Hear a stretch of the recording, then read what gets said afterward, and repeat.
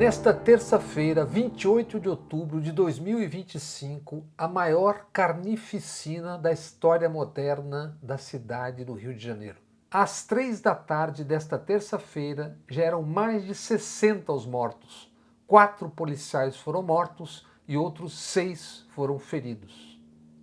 Depois das 5 da tarde, a contagem de mortos chegava a 64. E mesmo em porções da Zona Sul, espalhado o caos e o clima de histeria. A operação de 2.500 policiais civis e militares, com 100 mandatos de busca contra integrantes do Comando Vermelho no Complexo do Alemão e na Penha, foi batizada como contenção. A contenção terminou com um saldo brutal, trágico. Uma matança indiscriminada. Foram presas ao menos 81 pessoas. E entre outras 6 pessoas baleadas, 3 eram inocentes. Milhares de tiros de fuzis e metralhadoras, pistas da linha amarela e da Grajaú Jacarepaguá fechadas em represália, com veículos tomados e barricadas no Meier e em outros pontos da cidade. 30 dos 100 alvos de mandatos vieram do Pará. Segundo as polícias, todos seriam traficantes do Comando Vermelho. A caçada se deu em 9 milhões de metros quadrados, segundo o secretário de Segurança do Rio, Victor Santos. Depois de planejar e pôr sua contenção nas ruas e posta a trágica contabilidade, o governador do Rio, Cláudio Castro, buscou culpar quem não foi chamado para esta operação. Disse: o Rio está sozinho e confessou. Como o governo federal não aceitou pedidos anteriores para operações de garantia da lei e da ordem, as GLOs, em outras ocasiões, abre aspas para o governador. Desta vez não foram pedidas forças federais. Fecha aspas. Portanto, sem solicitar ajuda federal, o governador Cláudio Castro lançou 2.500 policiais civis e militares numa caçada humana com inevitável resultado. Trágico, catastrófico. Se tivesse dado resultados, o governador buscaria faturar politicamente. Como sua contenção irresponsável terminou na maior matança da história moderna do Rio, Cláudio Castro saiu a caçar culpados para dividir essa macabra conta. O STF, os partidos de esquerda e o governo Lula. Menos, claro, o próprio e notório Cláudio Castro. Menos também os 6 governadores anteriores do mesmo Rio, já investigados, eventualmente presos, por corrupção e conluio com o crime. Sem contar porções do eleitorado desinformadas ou não que elegem essas figuras lamentáveis. No meio da tarde, o Ministério da Justiça respondeu ao governador. Informou que todas as 11 solicitações de renovação da Força Nacional no Rio, feitas desde 2023, foram acatadas.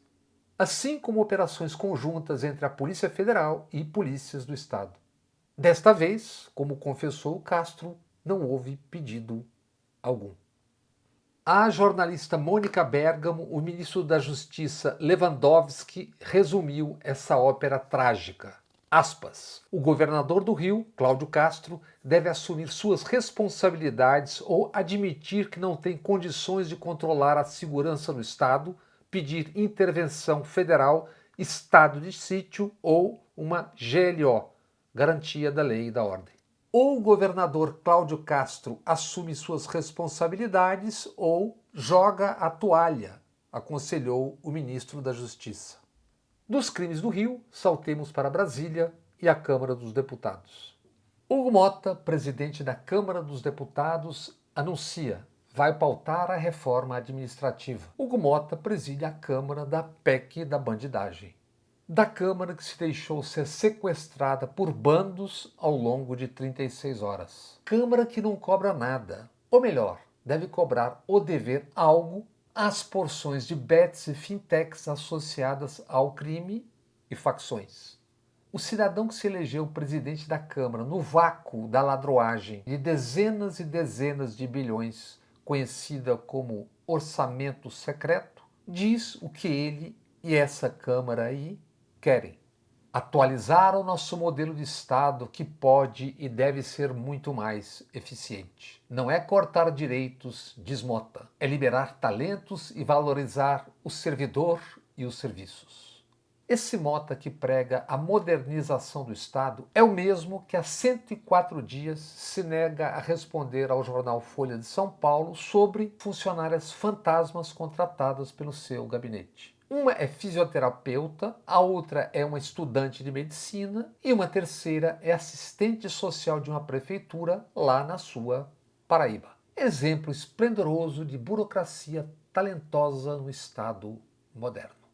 Um modelo de valorização de servidores e serviços. Como já foi dito aqui muitas vezes, também por óbvia imposição técnica, o jornalismo é obrigado a fatiar fatos, notícias, temas em espaços vários. Um ou alguns em cada página de jornal ou revista, em cada telejornal ou radiojornal.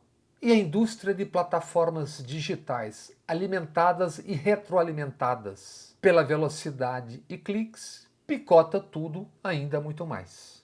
E assim, por tantas vezes nessa Babel, não se consegue juntar o Lé com o Cré. Vamos a um Lé e um Cré. Ao mesmo tempo em que Hugo Mota se escala como condutor da modernização do Estado, o Supremo Tribunal Federal já formou maioria por 6-1 para tornar legal, de maneira geral, a nomeação de parentes para cargos políticos. Algo já conhecido como nepotismo. Imaginem só. O Brasil tem 5.570 municípios, 27 assembleias legislativas, milhares de câmaras municipais e todas suas máquinas públicas, tendo agora legalizada a nomeação de parentes para cargos políticos. Calculem, para não falar de todos e por conta dos fatos de hoje, isso no Rio de Janeiro de Cláudio Castro, Bolsonaros, rachadinhas e que tais. O assunto deve voltar à pauta nesta quarta-feira, dia 29. Voto irretocável, irrespondível, veio do ministro Flávio Dino. É falsa essa ideia que administrações não funcionam se não houver parentes. Eu governei um estado durante 7 anos e 3 meses sem absolutamente nenhum parente, não é por falta de capacidade. Daqui o doutor Gonet conhece meu irmão, procurador da República há 30 anos, subprocurador-geral da República, procurador federal de direitos do cidadão. Claro que a função do Ministério Público era diferente. Mas eu tenho irmãos, cunhadas, sobrinhos, filhos, esposa, todos competentes, capazes e honestos. Não nomeei nenhum, porque exatamente eu queria emitir a opinião que a minha família é sagrada, no espaço privado, mas não no espaço público. Uma reunião de governo não pode ser um almoço de domingo. Uma reunião de governo não pode ser uma ceia de Natal. Ei, papai, titio, irmão, passe aí o macarrão. Isto é imprescindível, lindo, na família, no jardim, não na praça. Na praça, nós temos que entender, na ágora, no espaço público, das cívitas, nós temos que compreender que é preciso ter coerência nas regras. Senão nós vamos construir um edifício que admite, a meu ver, circunstâncias que não existem onde supostamente existiriam, que seria no artigo 84.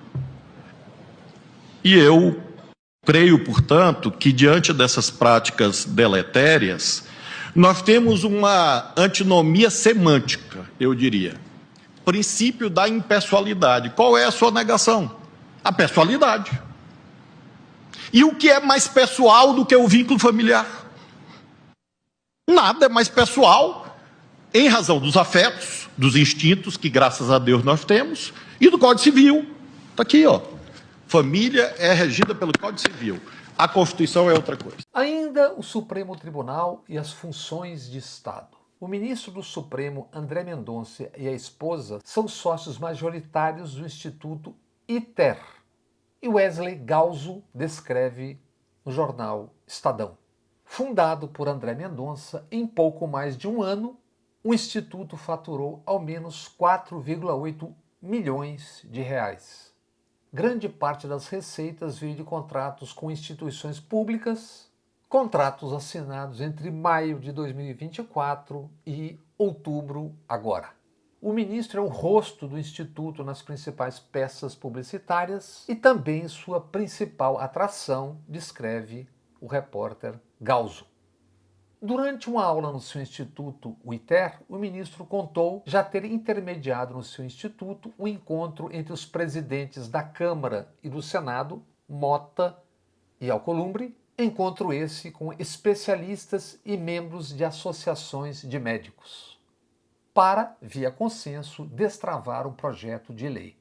O Instituto tem também esse propósito, informa Mendonça, levar autoridades até o ITER. E se o ministro um dia vier a ser chamado para julgar algumas das autoridades que abrilhantam e prestigiam o seu instituto? Essa é ou não é uma questão importante? Em nota, o ministro André Mendonça disse ao Estadão: sua atuação no Instituto ITER é legal e não fere a lei que rege o exercício da magistratura no país. Sigamos hoje com a trágica, macabra contagem na maior matança, a maior carnificina na história moderna da cidade do Rio de Janeiro.